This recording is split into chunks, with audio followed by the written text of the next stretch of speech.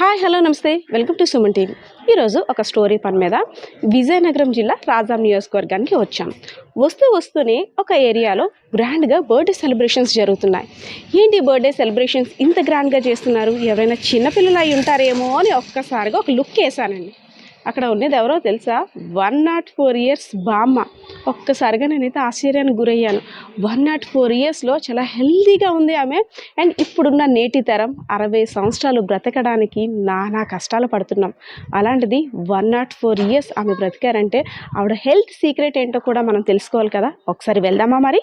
గజం కేవలం 4,500 రూపాయలతో 165 గజాల భూమి కేవలం 8 లక్షలు మాత్రమే. బామ్మగారు, తాతగారు నమస్తే, బాగున్నారా? నేను ఇప్పుడు మీకు చెప్పాను కదా స్టార్టింగ్, బామ్మగారు 104 years అని. బామ్మగారు కాదు, స్టిల్ యంగ్ ఆమె. నిజంగా అలానే ఉన్నారు. బర్త్డే సెలబ్రేషన్స్లో కూడా చాలా యాక్టివ్గా పార్టిసిపేట్ చేశారు. అండ్ వాళ్ళ అబ్బాయి చూసారు కదా, తల్లిని కొడుకు ఎంత జాగ్రత్తగా చూసుకుంటున్నాడో. చిన్నప్పుడు ఆమె ఎలా చూసుకుందో కొడుకు కూడా తల్లిని అలాగే చూసుకుంటున్నాడు. ఒక్కసారి వీళ్ళిద్దరు బంధం గురించి, అలానే బామ్మగారి యొక్క హెల్త్ సీక్రెట్, వాళ్ళ అబ్బాయి హెల్త్ సీక్రెట్ కూడా మనం ఇప్పుడు తెలుసుకోవాలి. బికాజ్ ఆఫ్ ఆయన కూడా 90కి దగ్గరలో ఉన్నారు. ఒక్కసారి అడుగుదామా? బామ్మగారు వాళ్ళ అబ్బాయి అన్నాను కదా, వాళ్ళ అబ్బాయి నాగేశ్వరరావు గారు అండ్ బామ్మగారు రాజమ్మ. ఒక్కసారి ఈ ఆధార్లో డేట్ ఆఫ్ బర్త్ చూడండి, 1920. అంటే ఇది 2024. 104 సంవత్సరాలు. అబ్బా, అసలు ఇలాంటి వాళ్ళని ఇంటర్వ్యూ చేయడం ఎంత గొప్ప అవకాశమో కదా. నేనైతే చాలా హ్యాపీగా ఫీల్ అవుతున్నాను. ఒకసారి తాతగారితో కూడా మాట్లాడదాం. అంటే మదర్ మాట్లాడగలరో లేదో ఒక చిన్న డౌట్. ఆమె గురించి వివరాలన్నీ కూడా వాళ్ళ అబ్బాయి చెప్పడానికి రెడీగా ఉన్నారు. తాతగారు నమస్తే, బాగున్నారా? బాగున్నానమ్మా. పుట్టినరోజు వేడుకలు ఎలా జరిపారు మీ అమ్మగారికి? ఇవాళ బాగానే జరిగాయమ్మా. సుమారు 200 పైసలు వచ్చారు. తర్వాతను కోవిల్లో పూజ చేశారు, ఇంటి వద్ద పూజ చేశారు. చాలా చక్కగా జరిగింది. ఎన్నో బర్త్డే చేశారు ఇవాళ? ఎన్నో బర్త్డే చేశారు ఇవాళ? ఎన్నో పుట్టినరోజు చేశారు ఇవాళ? 104వ పుట్టినరోజు. మీ అమ్మగారి పేరేంటి సార్? అండా గుణరాజమ్మ. అమ్మగారు అంటే అప్పుడు ఏం చేసేవారు? మా అమ్మ థర్డ్ ఫారం చదువుకుందట. తర్వాతను మా నాన్నగారు నా చిన్నతనంలో పోయారు, నా 3వ సంవత్సరం వయసులో. అప్పుడు మా తాతగారు తీసుకొచ్చి మమ్మల్ని పెంచి పెద్ద చేశారు.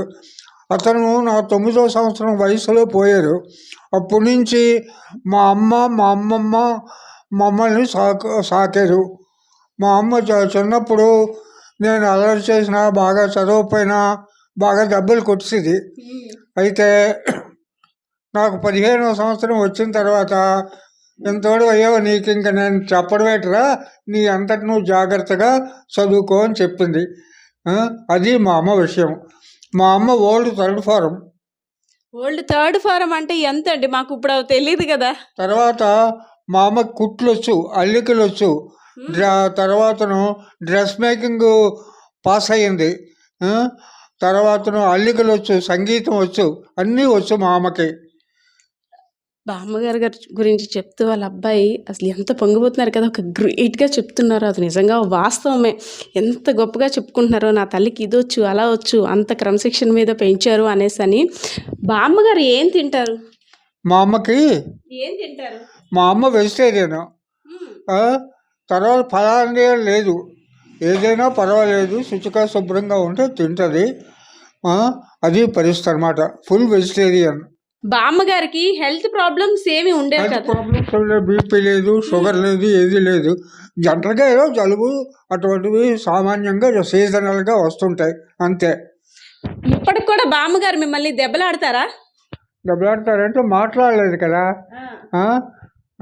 ఏదో అంటది, ఏదో అప్పుడప్పుడు, అంతే. సార్ మీరేం చేస్తుండేవారు సార్? మీరు రిటైర్ అయిపోయారు కదా, ఏం చేస్తుండేవారు? నేను పంచాయతీ ఆఫీసర్గా చేశాను, గజపతినగరం పంచాయతీ ఆఫీసర్గా. 1998 డిసెంబర్లో రిటైర్ అయ్యాను. అది నా పరిస్థితి. బామ్మగారు మీరు ఏ విషయాలు ఎక్కువ మాట్లాడుకుంటారు మీ చిన్నప్పుడు రోజులని? నేను లేకపోతే ఒక గడి లేకపోతే ఊరుకో, రమ్మంటుంది, కూర్చోమంటుంది దగ్గర. మా బాబుకి రమ్మంటుంది, కూర్చోమంటుంది. అందరినీ సమానంగా చూస్తుంది. ఇందులో ఎవరి మీద అభిమానం హెచ్చు కానీ అభిమానం తక్కువ కానీ అటువంటి డిస్పారిటీ ఏ ఉండదు. అందరూ సమానమే, తనకి తప్పు చేస్తే దెబ్బలాడుతుంది. అది పరిస్థితి అనమాట. బామ్మగారి యొక్క తరాలు చూడండి, 4 తరాలు. బామ్మగారు వాళ్ళ అబ్బాయి నాగేశ్వరరావు గారు, నాగేశ్వరరావు గారు వాళ్ళ అబ్బాయి శ్రీధర్ గారు, శ్రీధర్ గారు వాళ్ళ అబ్బాయి పతాంజలి అనమాట. అసలు బామ్మగారి గురించి సర్వ్ చేస్తుంది వీళ్ళే. నేను బామ్మ తినే ఫుడ్ ఐటమ్స్ దగ్గర ఉండి ఆమె ఏమి కావాలో అన్నీ కూడా శ్రీధర్ గారు తెచ్చిపెట్టే కార్యక్రమం కూడా ఆయనదేనంట. బామ్మ గురించి చెప్తూ చాలా మురిసిపోతారు కూడా ఆయన.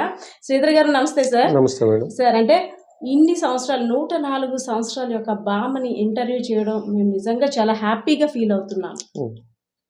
బామ్మ హెల్త్ సీక్రెట్ ఏంటో కూడా తెలుసుకోవాలని చాలా ఆసక్తికరంగా ఇక్కడికైతే వచ్చాము. అసలు ఏంటి సార్, బామ్మగారు ఫుడ్ ఏం తింటారు?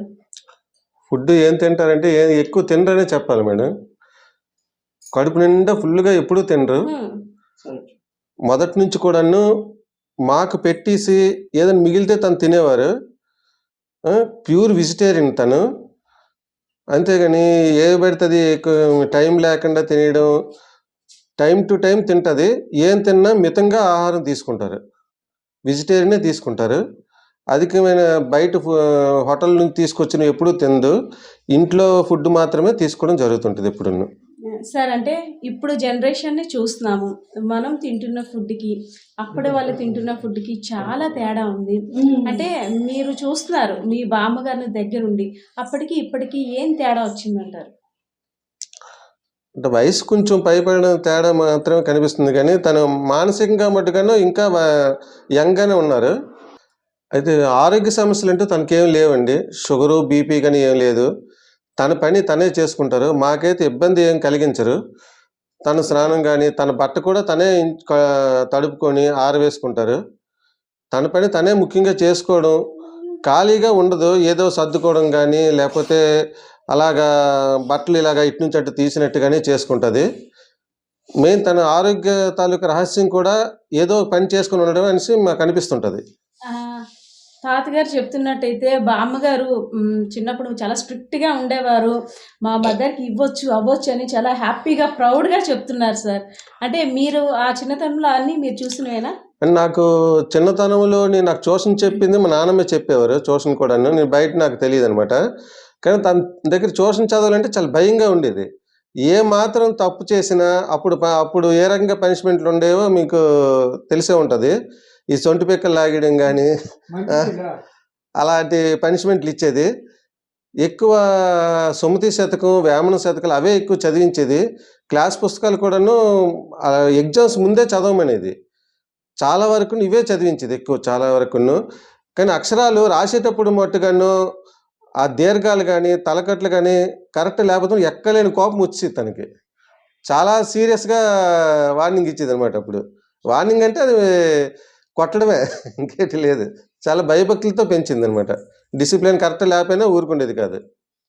ఓకే, బామ్మ గారి నుండి అండ్ మీ ఫాదర్ గారు కూడా దగ్గర 90కి దగ్గరలో ఉన్నారు. అంటే ఇప్పుడు మీ తరం కానీ పిల్లల తరం కానీ అసలు నేర్చుకోవాల్సింది ఏమంటారు? Discipline madam. మెయిన్ తన దగ్గర నేర్చుకోవాల్సింది ఏంటంటే డిసిప్లిన్. సోమరితనంగా ఉండకూడదు. ఎప్పుడు ఏదో ఒక పని చేసుకొని ఉండాలి, బాధ్యతగా ఉండాలి. ఏ పని చేసినా బాధ్యతగా చేయాలి. టైం టు టైం ఉదయాన్న లేవడం కానీ, దైవకార్యంగా ఏదైనా పూజ గడి చేసుకోవడం కానీ, తెల్లవారుసరికి పుస్తకం తీసి చదవాలి. తన దృష్టిలో తెల్లవారి చదివితేనే అది బుర్రకెక్కుతుందని చిన్నప్పటి నుంచి చెప్పేదనమాట. తెల్లవారుజామున 5 గంటలకల్లా పుస్తకం తీయాలనేది. ఏదైనా ఏ టైంలో చేయవలసిన పని ఆ టైంలో చేయాలనేది, అదే మెయిన్. ఇప్పుడు ప్రస్తుత రోజుల్లో చూసుకున్నట్టయితే ఎప్పుడైతే వైఫ్ అండ్ హస్బెండ్ వేరు కాపురాలు పెడుతున్నారో వెంటనే అంటే ఏజ్డ్ పర్సన్స్ అందరిని కూడా వృద్ధాశ్రమాలకి తరలించే ప్రక్రియ అయితే కూడా ఎక్కువైందనే చెప్పుకోవాలి. సో అలా లేకుండా మీరు చక్కగా మీరు మీ పిల్లలు అందరూ కూడా బామ్మని ఒక గాజు బొమ్మను చూసుకుంటున్నట్టుగా చూసుకుంటున్నారు. ఇప్పుడు నేటి తరం అంటే ఇలాంటి ప్రక్రియలు జరుగుతున్న నేపథ్యంలో అసలు అంటే మీ ఉద్దేశం ఏంటి సార్? అంటే ప్రతి ఒక్కరు తల్లిదండ్రులను మట్టుగాను ఇంట్లోని మన దైవాన్ని ఎలా పూజిస్తామో అలాగే వాళ్ళని కూడా చూసుకోవాలి కొంత వయసు వచ్చిన తర్వాత. ఆ విషయంకి వచ్చేటప్పటికి భార్యల సహకారం ముఖ్యంగా ఉండాలండి. నాకైతే ఆ సమస్య లేదు. ఇప్పుడు నేను ఎలా చూసుకుంటానో మా భార్య కూడాను తనని అదే విధంగా చూసుకుంటుంది. నీ లేకపోయినా కూడా నీ లేని లోటు తను తీరుస్తుంది. ముఖ్యంగా అంటే బయట నుంచి వచ్చిన ఆడవాళ్ళ సహకారం ఉంటే మట్టుకన్నా ఎవరైనా వాళ్ళ తల్లిదండ్రులు కానీ వాళ్ళ నాన్నమ్మలు కానీ అమ్మమ్మలు కానీ చాలా జాగ్రత్తగా చూసుకోగలరు అని నా ఉద్దేశం. Thank you sir. ఓకే, నిజంగా శ్రీధర్ గారు చెప్పుకున్నట్టు ఇంట్లో వారి సహకారం ఉంటే నిజంగా ఇలాంటి వృద్ధులు వృద్ధాశ్రమానికి వెళ్ళే అవసరమే ఉండదు. చూస్తున్నారు కదా, కుటుంబ సభ్యులంతా కూడా ఎంత చక్కగా బామ్మనైతే మాత్రం చిన్న పిల్లలు చూసుకుంటున్నట్టుగా చూసుకుంటున్నారు. అండ్ బామ్మ తెలివితేటలు కూడా చాలా తెలివైందంట, తెలివితేటల్లో కూడా కొదవలేదంట. చిన్నప్పుడు బామ్మ ఎంత స్ట్రిక్టో వాళ్ళ మాటల్లోనే కూడా విన్నారు కదా. రీసెంట్గా ఇక్కడ ఈ నియోజకవర్గానికి సంబంధించి అతిపెద్ద వయసు గలవారు ఎవరైనా మొత్తం అంతా సర్వే చేస్తే మన బామ్మే ఫస్ట్ వచ్చారంట. అక్కడ కూడా సన్మానం అందుకున్నారు.